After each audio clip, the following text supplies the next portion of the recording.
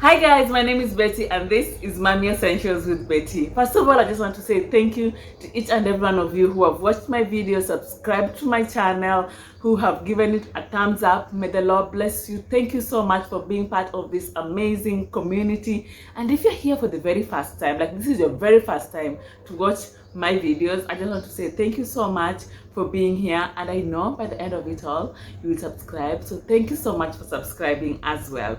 And now on today's video. In today's video, I'll be sharing my journey of being a stay-at-home mom. Why did I decide to be one? And I'll also get to share some of the things that I think are important for you to consider if you desire to be a stay-at-home mom. Growing up, I had this desire of being a stay-at-home mom. It's just something that I would picture in my head, raising our kids and taking care of my home and having delicious meals and baking, which I haven't mastered until date.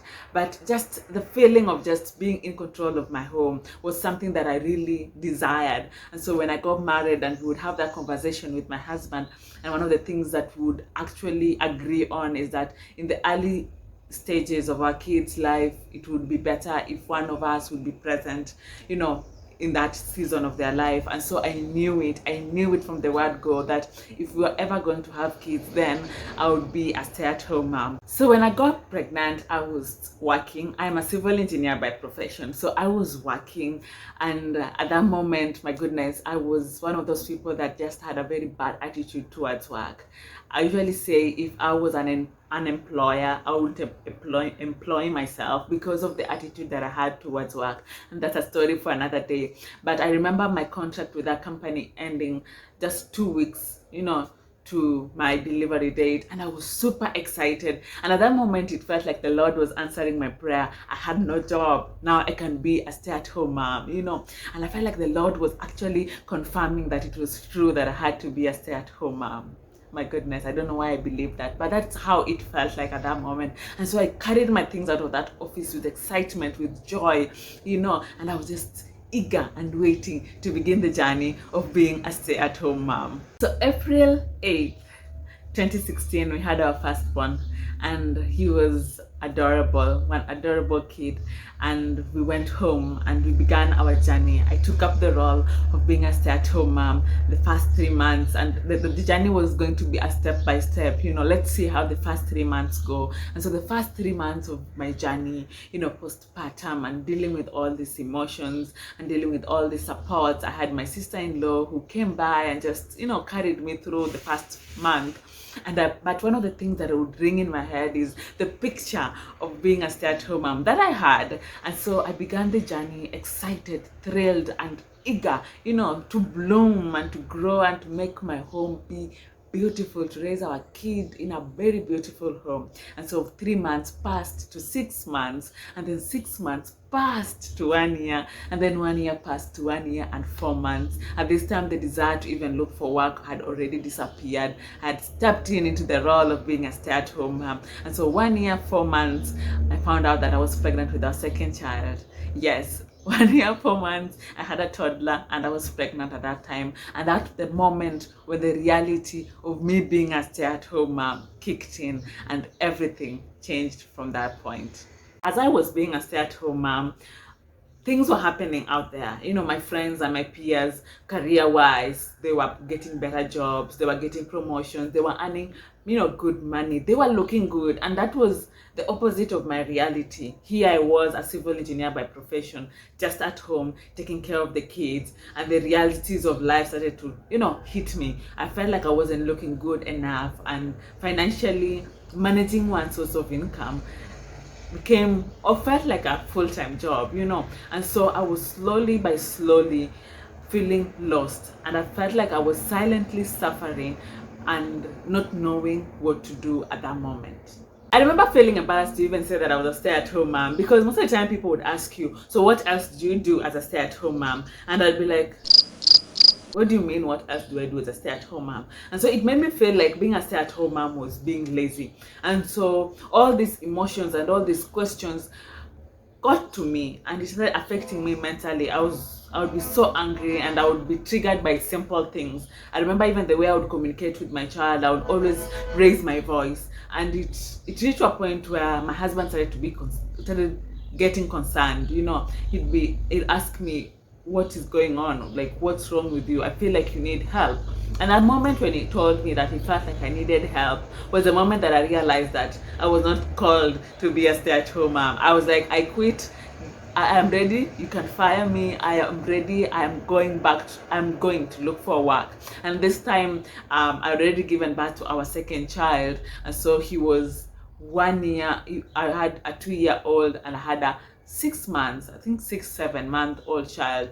And so I said, you know what? I'm going to look for work. This is not the kind of life that I want to live. I am better. I am a civil engineer. I will not just, let my career waste in this house. And so I stepped out and went and looked for work, not in the engineering department, but in a totally different space. And so I started working, and I started feeling like I got myself back. All of a sudden, I felt like I was in control of who I was. I was in control of myself. I had someone who was looking after my kids, and I was just in the right space. Yet in the midst of all those excitement, here I am working, feeling like I'm in control. A part of me would always struggle, especially in the mornings when I would leave to go to work and just see how my kids would cry. It really bothered me. It made me question, myself as a mom.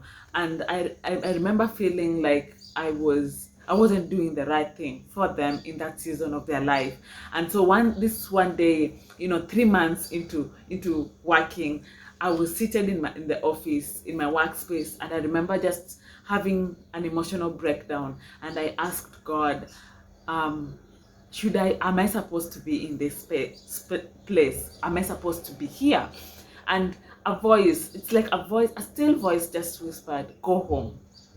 And at that moment, I had a breakdown, and I thought to myself, this has to be me talking to myself. This I know I was asking God for his opinion, but I feel like this is me talking to myself, because if that is God speaking to me, then my goodness, what am I doing here? And so I remember going home and telling my husband and just asking his opinion about me coming back to this space, home, and being a stay-at-home mom. And I remember him looking at me and telling me that I've always wanted to tell you that, but I wanted you to hear it from the Lord yourself, without you feeling that I was hindering you from, growing career-wise.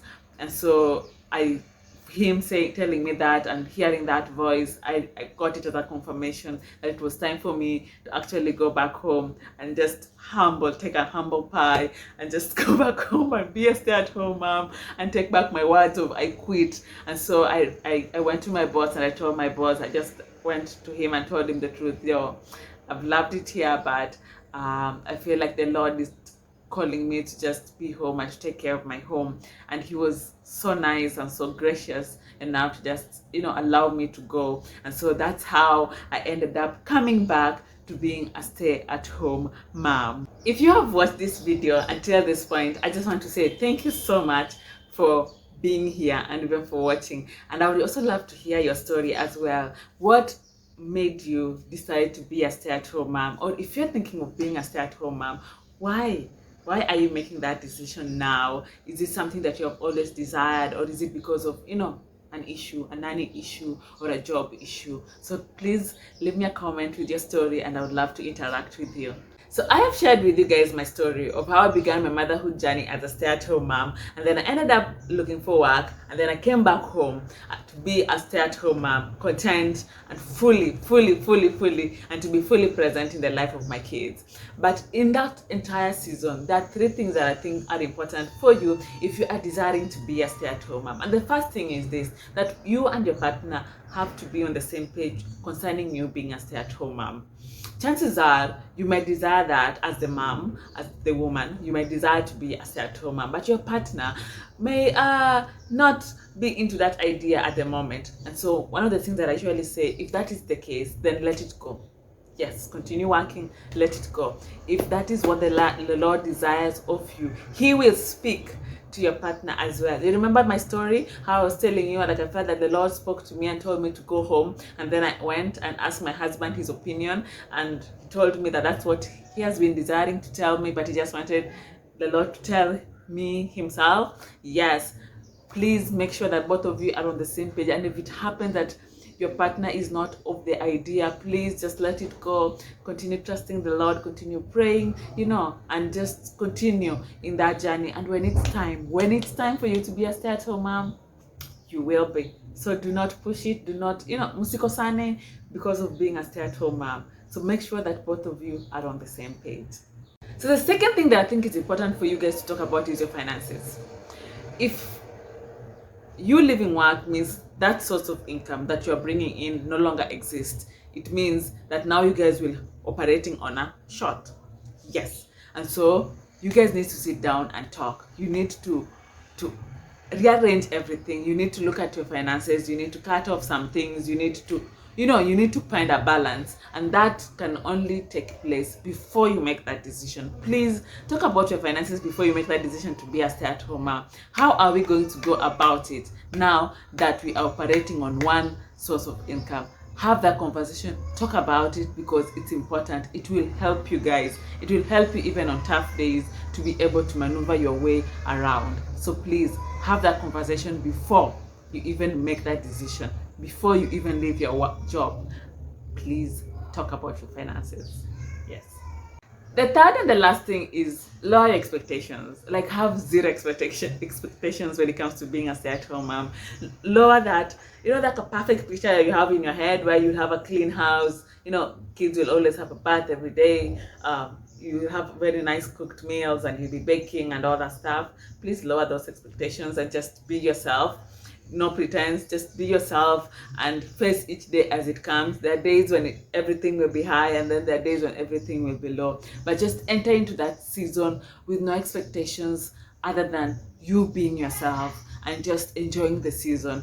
It's not going to be easy, and it's not going to be hard at the same time. It's just going to be in there between. You're going to face different seasons in it. There are seasons of joy and you're feeling like you're in control, and then there are seasons when you feel overwhelmed. But all in all, the Lord is able to cover you. The Lord is able to protect you. The Lord is able to push you through. Yes, so those are the three things that I think are important for you to consider before you begin the journey of being a stay-at-home mom. I hope and pray that you have enjoyed this video. You have enjoyed my story of being a stay-at-home mom, and you have picked up the 3 pointers that you should consider before you become a stay-at-home mom. Thank you so much for being here. May God bless you, and until next time, goodbye guys.